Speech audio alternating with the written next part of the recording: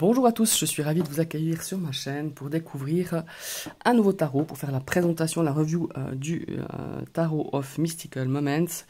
J'ai l'oracle, si vous me suivez un petit peu, j'ai aussi l'oracle de Catherine Welstein, la créatrice.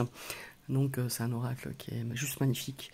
Et quand j'ai vu, enfin on a vu avec mon ami Zeste de Lune à sa sortie en 2020, il est sorti fin 2020 aux États-Unis en version anglaise. Au départ, on s'est dit, bon, après on a eu vent qu'elle devait sortir en version française de 2-3 mois après. Et après, il n'est jamais sorti, dû au problème du Covid. Enfin voilà, vous connaissez un petit peu la suite. Plusieurs parutions ont été repoussées dû à ce fameux Covid. Bon, bref, voilà. Du coup, après, je me suis dit, ben, je vais l'acheter en anglais, tant pis, et il n'y en avait plus. Impossible de trouver, ou oui, alors à des prix exorbitants. Et je me suis dit, bah tant pis, c'est un signe, c'est que je devais pas l'avoir. Et une amie qui se lançait dans le tarot, on s'est vu un jour, on devait se voir, on avait une soirée entre plusieurs personnes, elle était là. Et voilà qu'elle m'amène ce tarot en me disant, écoute, moi j'adore ce tarot, j'adore les illustrations, mais voilà, elle débute. Et puis elle me dit, moi ça va pas le faire, donc je te l'offre. Donc voilà, elle me l'a offert. D'ailleurs, je la remercie, elle se reconnaîtra parce qu'elle suit, je sais qu'elle sait, elle me suit sur ma chaîne. Je la remercie encore parce que c'est un tarot que j'adore. Voilà. Et j'aurais pas pensé, pourtant j'en ai regardé des reviews, j'aurais pas pensé que qui me parlerait comme ça, entre les mains, parce que des fois on voit des vidéos, clac, on a l'étincelle, on ne l'a pas. Et là, voilà, je m'étais mis en tête que c'était pas pour moi, que c'était un signe que s'il était plus dispo à l'époque que je le cherchais, c'est que forcément, il n'était pas pour moi. Donc voilà, et le sort en a voulu autrement. Bon, bref, voilà, je l'ai entre mes mains, je suis ravi de l'avoir. Alors, c'est particulier, c'est Catherine Welstein, je pense que vous connaissez, si vous ne connaissez pas ses tarots, vous connaissez un petit peu comment il faut dire. Ouais, elle sort des tableaux, elle fait des choses, voilà. C'est du photomontage, c'est pas des peintures, c'est que des photomontages. Donc voilà, il se présente comme ça, dans une boîte cloche, aux éditions, j'ai oublié de dire les éditions, US Games, voilà. Donc voilà, US Games fait de très belles boîtes, maintenant solides, l'image est magnifique. Alors ici, j'ai les coins qui sont écornés parce qu'il est tombé. Il est tombé, je pense que c'est moi qui l'ai dû l'abîmer, mais je l'ai reçu parfaitement en ordre. Voilà, ça fait un moment que je l'ai et j'utilise beaucoup. Donc voilà, on a un livret, tout en anglais forcément. Donc, c'est sorti en version française, depuis le temps, il n'y a pas longtemps, mais c'est sorti en version française. Mais bon voilà, personnellement, j'en vois pas l'utilité. Mais que vous sachiez que si vous avez envie de l'avoir en version française, je ne sais pas s'il est toujours disponible, mais en tout cas, il est en version française. Les tranches argentées. Donc je l'utilise énormément. Donc on peut voir quand même que je l'utilise, mais il n'est pas, voilà, il n'est pas en vilain état, malgré que j'utilise très souvent. J'adore faire des tirages psychologiques, des tirages développement personnel avec ce jeu. Mais même en divination, il répond super bien. Bon voilà, donc j'utilise et vous voyez que les tranches sont, alors je dis pas qu'elles sont neuves, qu'elles ne sont pas abîmées, mais elles sont tout à fait correctes pour dire que j'utilise beaucoup. Voilà, c'est ça que je veux dire. Alors, la grandeur. Alors là aussi, c'était un critère où j'ai beaucoup hésité. Parce que si vous me connaissez ou si vous me suivez, j'aime les cartes classiques, de format classique tarot. Donc, vous voyez, alors là, on n'y est pas du tout. On est largement plus large, on est largement plus grand. Enfin bref. Bon, après moi, j'ai des grandes mains. Donc voilà, ça me dérange pas autrement. Mais c'est vrai que j'adhère complètement à ce que ça soit, même avec le petit Lenormand, vous le savez, j'aime les petits formats. Bon, voilà, mais en format standard, évidemment pour le tarot, là, elles sont nettement plus grandes. Qualité des cartes, impeccable. Pour moi, c'est la bonne... je pense pas que c'est du 350, mais enfin, je sais pas exactement, mais je pense que c'est un... Voilà, pour moi, c'est très bien. Voilà. Elles sont donc glacées, brillantes, voilà. Elles ne brillent pas trop, mais quand même, elles sont brillantes, voilà. C'est très spécial, mais moi, c'est un jeu que je kiffe, quoi.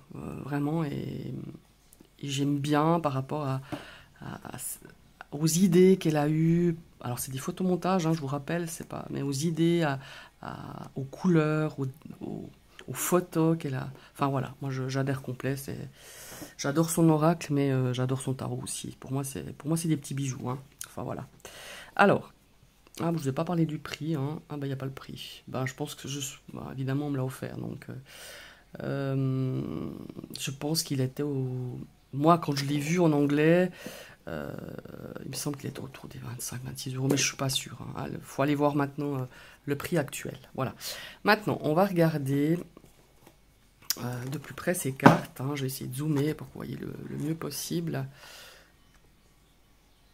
Voilà. Non, ça c'est un peu trop. Hop. Voilà.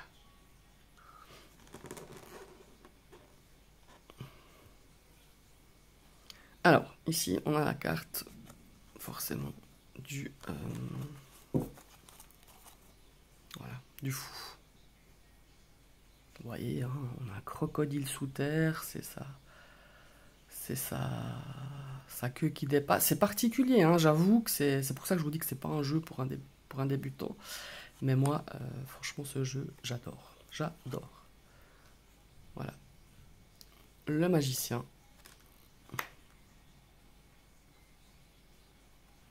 Je vais voir si je peux essayer de zoomer un peu plus. Sans trop bouger. Ah, je fais trop bouger le...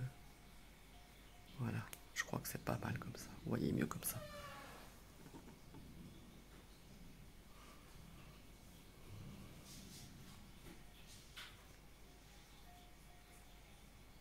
Voilà. Comme ça a l'air pas mal. Alors, la grande prêtresse. Magnifique. Moi, je la trouve magnifique. L'impératrice, elle est majestueuse. Alors, vous avez donc 2 cartes pour l'empereur. Voilà. Alors, à voir vous si vous voulez utiliser les deux ou pas, hein. Voilà, on a ces 2 cartes-là. Le hiérophante, donc le pape. J'aime bien, elle est souvent représentée par des oiseaux, hein. Souvent, soit un corbeau. Ici, c'est un hibou, une chouette. Celle-là, je la trouve juste magnifique. Je la trouve, je sais pas comment dire, attendrissante, lumineuse. Vous voyez, c'est particulier, un oiseau en jupe, hein. Voilà, voilà. Mais moi, je la trouve magnifique. L'escargot, bah, pas, le chariot avec l'escargot. Bon, voilà, après, on adhère ou on n'adhère pas à ce genre d'illustration. La carte de la force, pour moi, elle est splendide. C'est une de mes préférées, je dois dire. Il y en a plusieurs, mais l'ermite. Et regardez la carte, la roue de fortune. Je trouve ça juste génial. Tous ces rouages, cette notion de temps aussi, de destin, hein. La justice, voilà, la justice qui est plus haut, qui est au-dessus, hein, au-dessus des lois, hein, si on veut bien, qui gère les lois.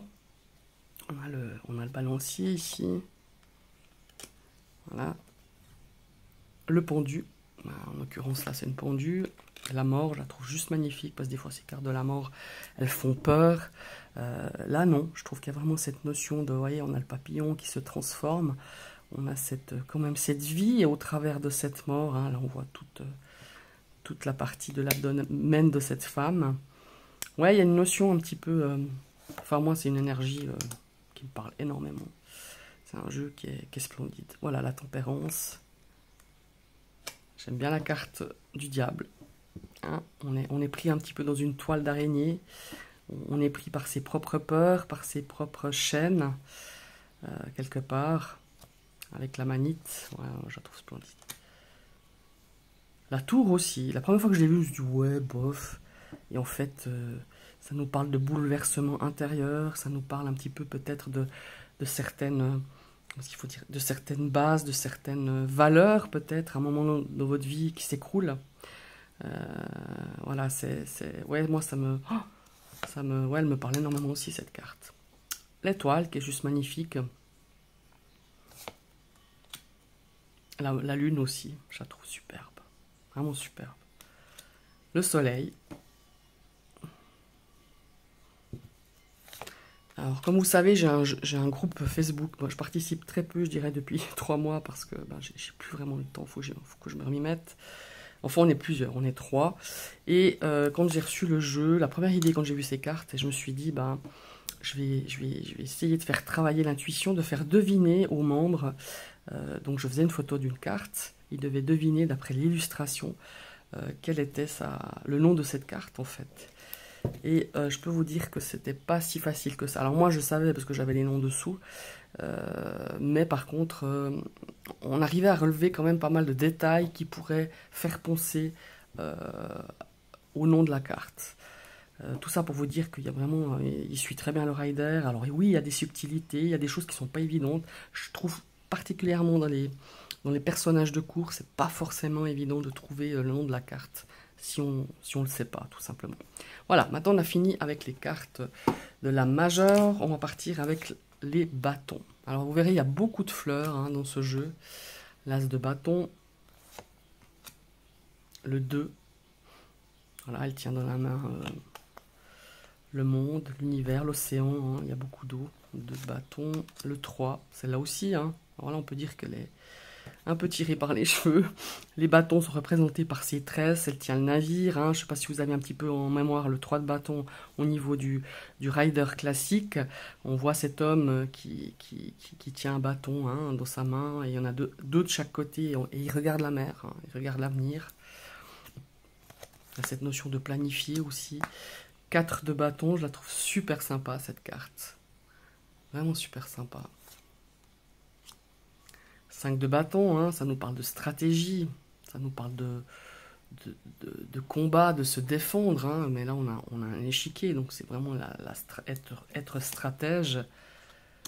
6 de bâton, vous voyez, là on a cette notion de reconnaissance, de victoire.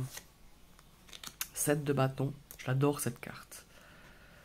Je l'adore, vraiment je l'adore. Et au début ça me parlait pas, forcément je me disais mais qu'est-ce qu'ils ont voulu... Qu'est-ce qu'elle a voulu montrer par ses tatouages, cet homme derrière les barreaux, la force de vouloir s'en sortir, de se défendre.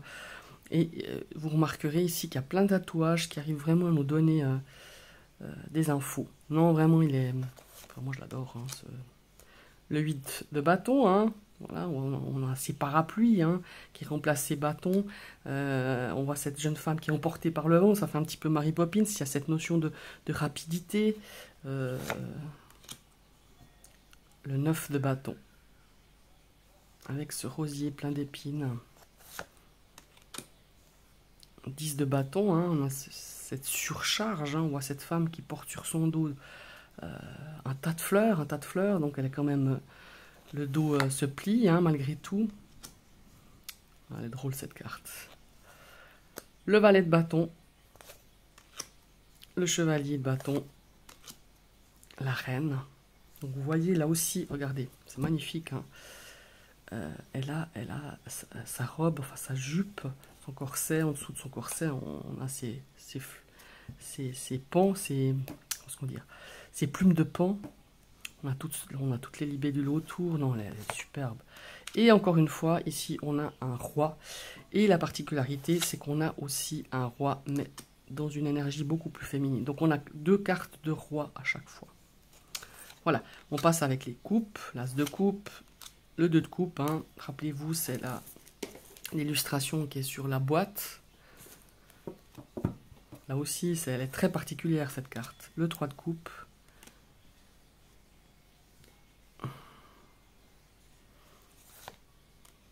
Le 4 de coupe, hein, il y a cette notion d'ennui, se protéger aussi. On a ce signe qui lui tient un parapluie. Alors celle-là aussi, elle est particulière. 5 de coupe.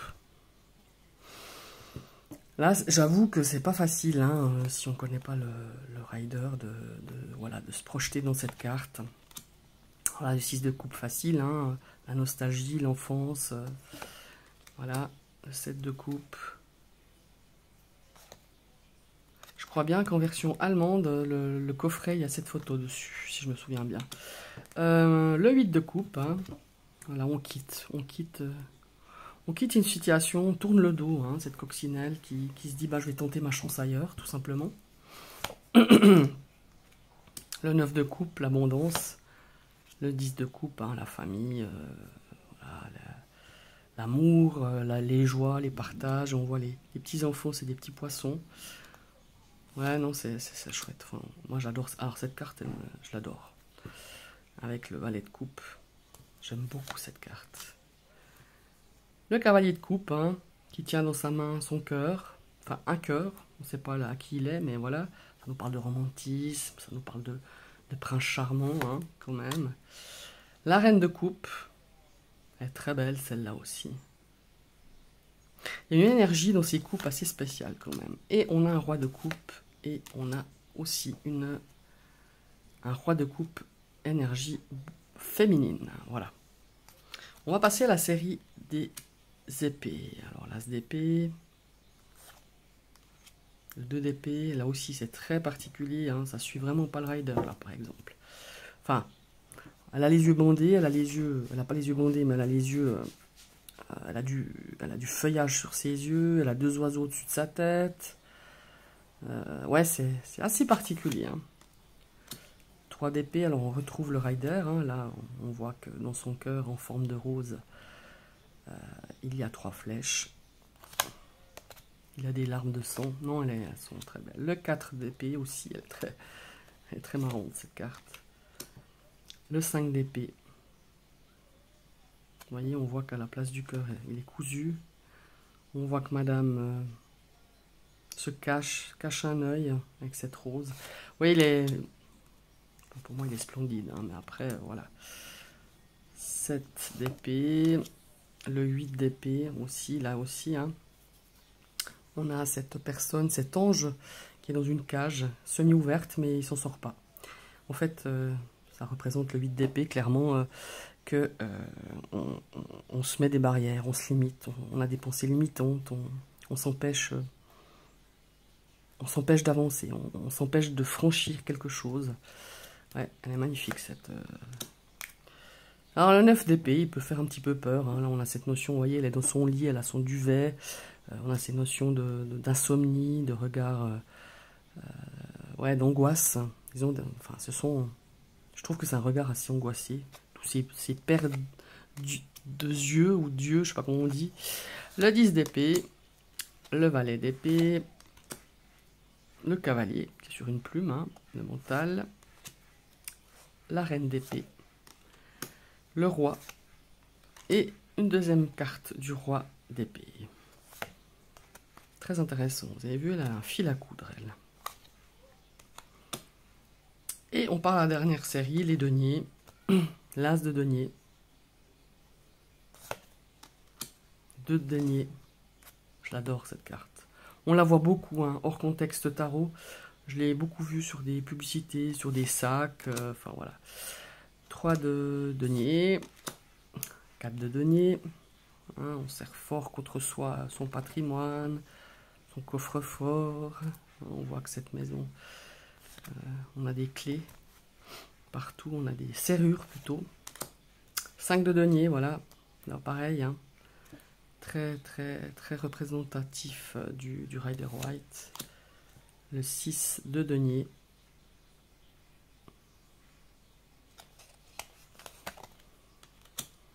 « 7 de denier. La récolte, 8 de denier. On apprend, on transforme. Ouais, elle est très belle cette carte avec ce papillon posé comme ça, avec tous ces papillons là autour. Comme s'ils apprenaient à cette femme à peindre les ailes de ce papillon. Ouais, c'est juste splendide. 9 de denier. Le 10. Ça nous parle de patrimoine, hein, ça nous parle d'argent, de biens matériels, de transmission aussi, hein, d'ancêtres, voilà. Le valet de denier. Ouais, elle est très parlante celle-là aussi. Le cavalier de denier. La reine, l'opulence, hein, elle est vraiment magnifique. La série des deniers est splendide. Hein. Enfin toutes, mais celle-là elle est vraiment splendide. Et nous avons les 2 cartes de roi de denier. Superbe. Et l'esprit féminin du roi. Enfin, On a une énergie beaucoup plus féminine du roi de denier. Voilà. Je vous rappelle que c'est donc le... où c'est que j'ai mis le coffret? Voilà, le Mystical Moments Tarot. Il est juste splendide. Ben voilà, hein, qu'on commence à avoir un petit peu l'habitude. Ben voilà, likez, partagez, abonnez-vous à ma chaîne, partagez cette vidéo si vous avez envie de faire découvrir ce tarot à quelqu'un, un de vos amis, voilà, à quelqu'un qui aimerait l'acheter. Je trouve que ces reviews, c'est pour ça que moi je remercie tout le temps toutes ces personnes qui font des reviews. Je pense particulièrement à Angel Taena, à Laurence, à Claire de la Lune, qui elle était quand même la première à faire ces reviews, et c'est grâce à elle que j'ai découvert ce monde des tarots, des oracles. Et voilà. Donc, ben voilà, je vous invite à partager, commenter. N'hésitez pas à commenter, parlez-moi si ce tarot vous plaît, s'il vous plaît pas. Enfin voilà, s'il vous fait envie pour l'acheter, si vous avez des questions, si vous avez des questions, des remarques à faire, n'hésitez pas. Voilà, je vous souhaite une très très belle soirée et à tout bientôt.